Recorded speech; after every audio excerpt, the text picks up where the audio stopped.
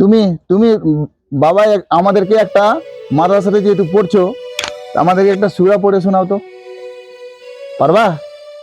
পারবে? হ্যাঁ পারবে। আচ্ছা, না লজ্জা করার কিছু নাই, আমরা তোমাদের বাবা কাকুদের মতোই তো।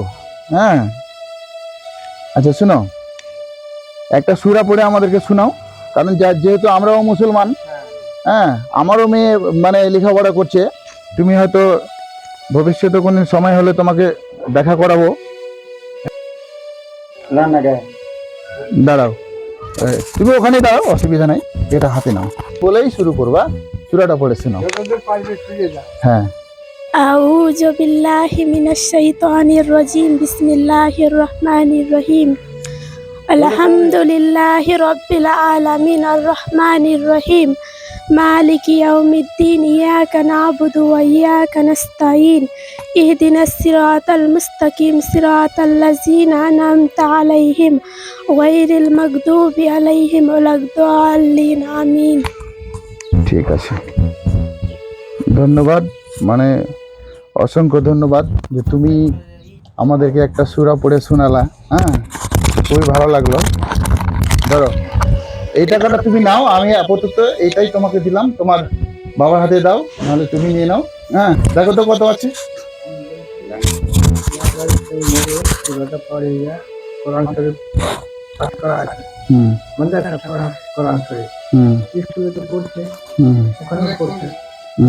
ওখানে দুটা দিছে, আচ্ছা আরবি পড়া আর বাংলা পড়াটা দিছে। আপনারা দেখছেন এই মেয়ের বাবা একদমই দুই পায়ের একদমই মানে হ্যান্ডিক্যাপ, মানে অসহায় অবস্থা। আপনারা দেখছেন, ভিডিওটা শেষ পর্যন্ত দেখুন। দেখুন, আমাদের উদ্দেশ্য একটাই, অসহায় মানুষের পাশে আপনারা দাঁড়ান, আমরা যেমন দাঁড়াচ্ছি আপনারাও একটু একটু করে দাঁড়ান, এটাই আশা, এই দাবিটাই থাকবে আপনাদের কাছে আমার। দেখেন, আমাদের নবী পাক বলেছিলেন যে যদি সুশিক্ষায় শিক্ষিত হওয়ার জন্য যদি চীন দেশেও যেতে হয় তবু আপনারা যান, কিন্তু আগে আপনার সন্তান সন্ততিকে আগে শিক্ষা দেন, বুঝতে পারলেন?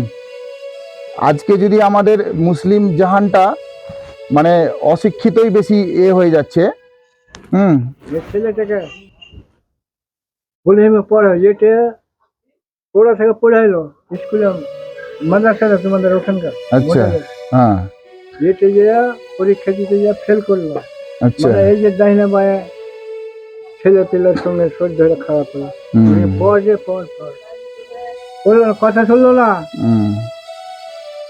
1 বছর ভরে ওখানে ওয়াই দিতে পড়তো, তবে একদম চাকরি 1 বছর ভরে স্কুল গেল না, আর মাস্টার বলে আবার তুই পড়, যেমন করিস পোকো পাকতে হবা, পাকাটা হলে বললে না, গেল না। 1 বছর পরে বলি স্কুল যাবার জন্য বই খাতা, স্কুলের ফিস দিলাম, সাইকেল দিলাম সেকেন্ড হ্যান্ড, সব কোথায় চলে আলো।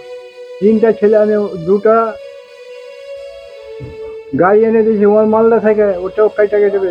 ছেলের অবস্থা চলতে পারে না, ফিরতে পারে না, খাটতে পারে না। আপনার বয়স কত বর্তমানে এখন? আমার বয়স 80 বছর। 80 বছর হয়ে গেছে? হ্যাঁ। দেখ, এখন এই মুহূর্তে তো আর কোনো ছেলেকে আপনি গাইড করতে পারবেন না। তো আমি একটা কথা বলি, মানে এই তোমার স্ত্রী যে আছে কিনা বাড়িতে থাকবে, আমার নাম্বার দিয়ে একদিন কথা বলাবা তুমি। হ্যাঁ, ঠিক আছে।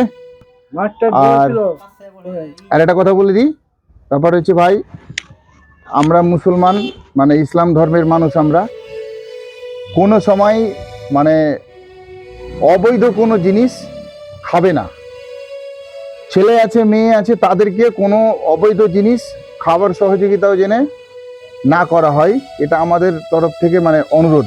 আর তুমিও এমনকি বিড়ি সিগারেট পর্যন্ত খেও না, লাভ নেই। যেটাতে লাভ আছে সেটা খাবো, ঠিক আছে? লাভ নেই, যেটাতে লাভ নেই সেটা কোনো দরকার নাই, ঠিক আছে কি না? খাবার খাবে সবসময় ন্যাচারাল। হ্যাঁ, দুনিয়াটা বেশি দিনের নয়, আল্লাহ তোমাকে এইরকমভাবে রেখেছে, তুমি যাদেরকে মানুষ করছে ছেলে মেয়ে, তাদেরকেও কোনো সময় অবৈধ কোনো কাজ বা অশ্লীল কোনো কথা হ্যাঁ যেন তারা না মুখে বলে, এরকমই তুমি একটু গাইড করবে ছেলেদের মেয়েদেরকে।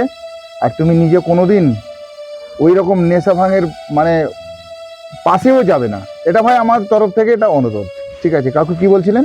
আমি বলছিলাম এই ছেলেকে বললাম যে মাছ ফেল করলে তো পরে মাদ্রাসাতে হুম মাস্টার বলেছে এই ট্যাগটা তোমার আছে যে মাছ ঝিমু দিয়ে হুম কথা শুনি হুম দুঃখটা হচ্ছে এখন কষ্ট করছে। অবশ্যই হুম আর একটা ছেলে আছে মেয়ের ছেলেটা হুম বাংলাদেশে থাকছে হুম। ও নেশা ভাঙছ হুম কোনো আজ 10 বছর বয়সে খালি আর 8 বছর নেশা তখন ভাঙ যেতে করে না। হুম আসছে সময় আসছে 6 মাস 1 বছর 4 মাস পরে আসে এইসব 2 দিন বাইরে দিন ফিরতে আসে নেশার পাত করে হুম। আমার জীবন নষ্ট করছে আমার জীবন ঠিক আছে, আপনার যতদূর করার আপনি করছেন, হ্যাঁ, কিছু করার নাই। এখন তো আর আপনি তো আর লাঠি ধরে কাউকে ভুলাতে পারবেন না।